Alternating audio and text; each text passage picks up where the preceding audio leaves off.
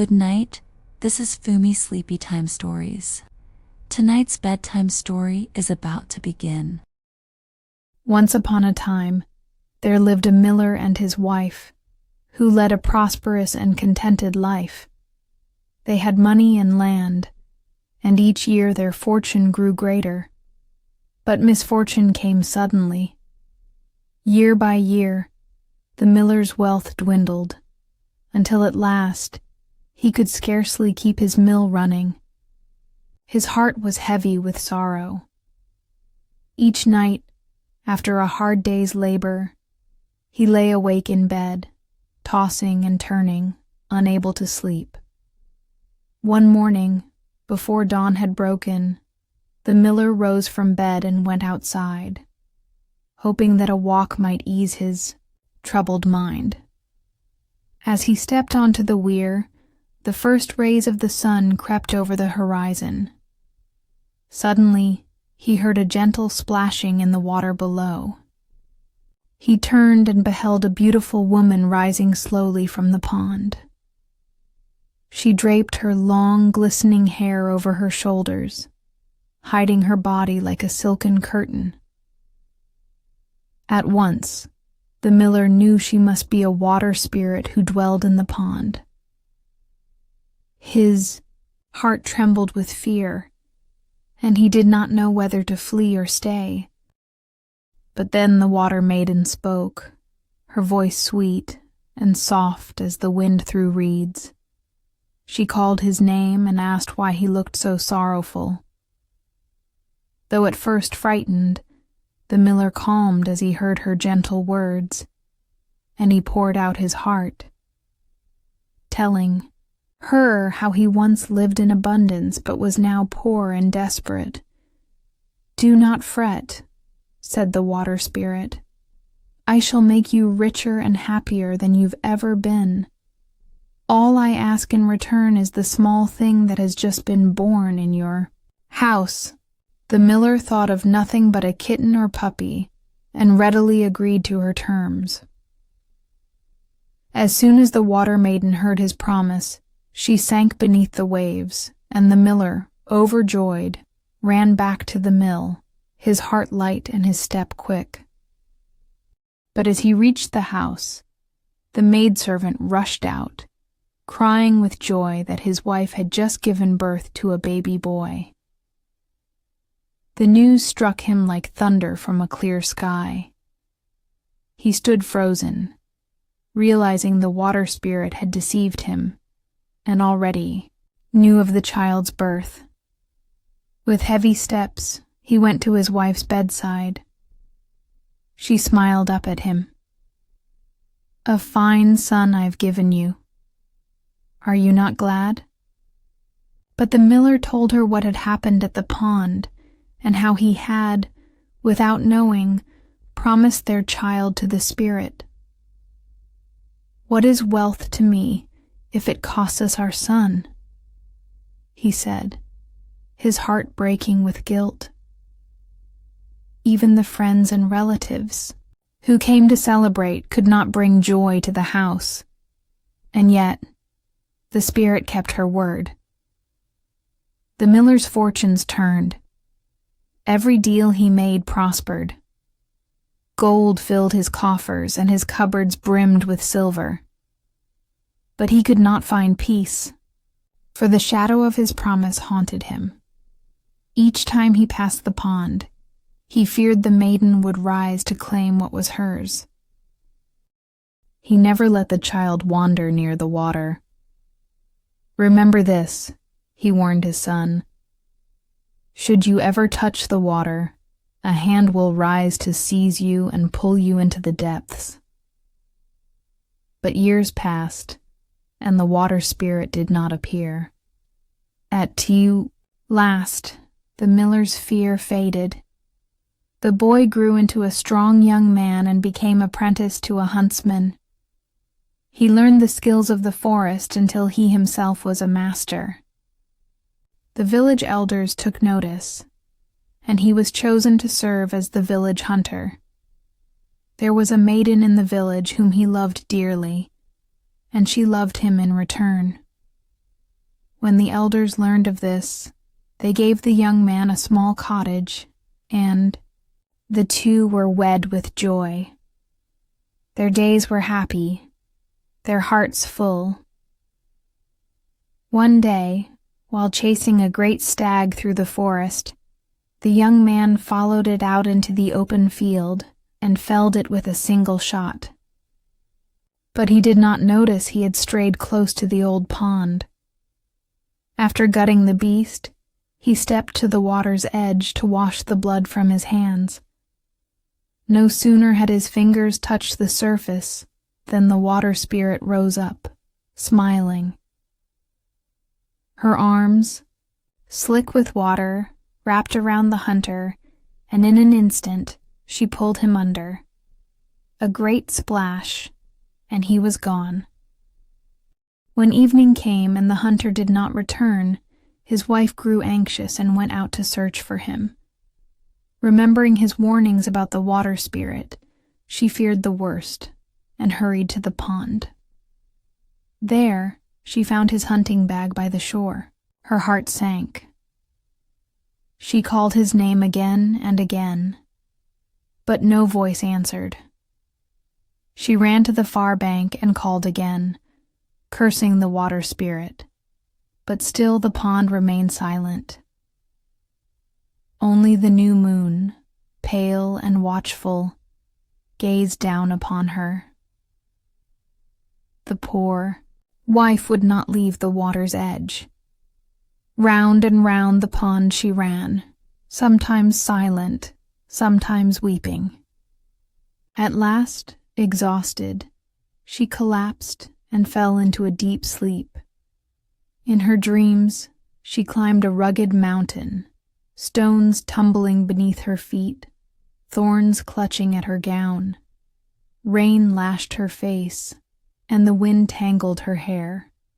When she reached the summit, the sky cleared, and before her lay a lush green meadow with a tiny cottage nestled among blooming flowers.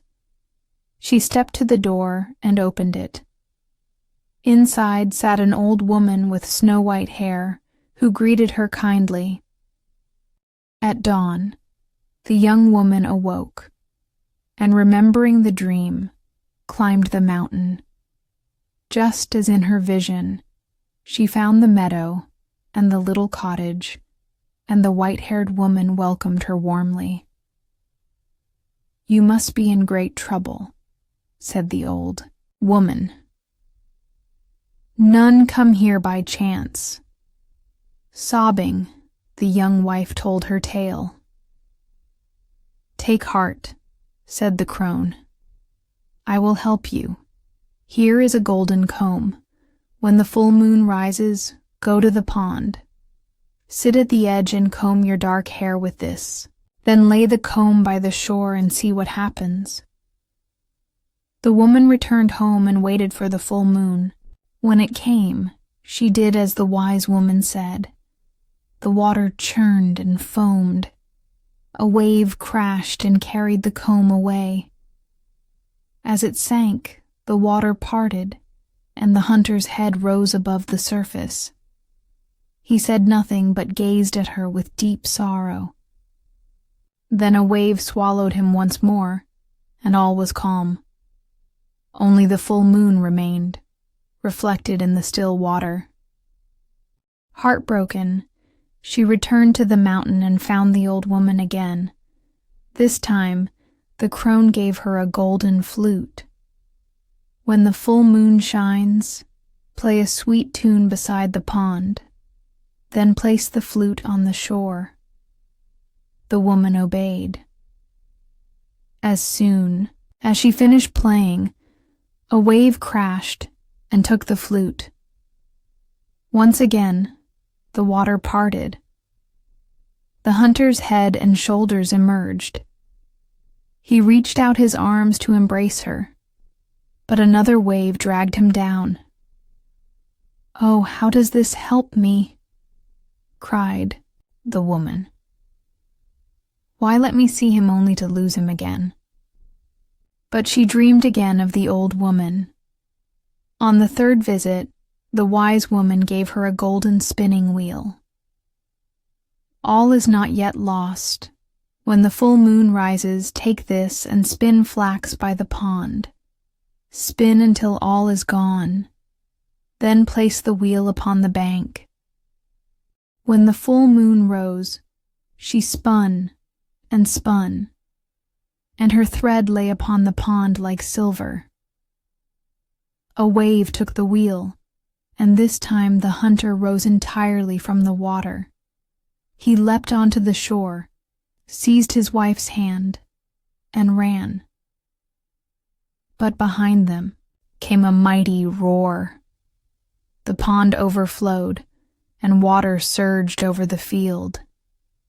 The woman cried out for the old woman's help. Suddenly, she and her husband were transformed, she into a toad, and he into a frog. The water swept them away, but could not destroy them.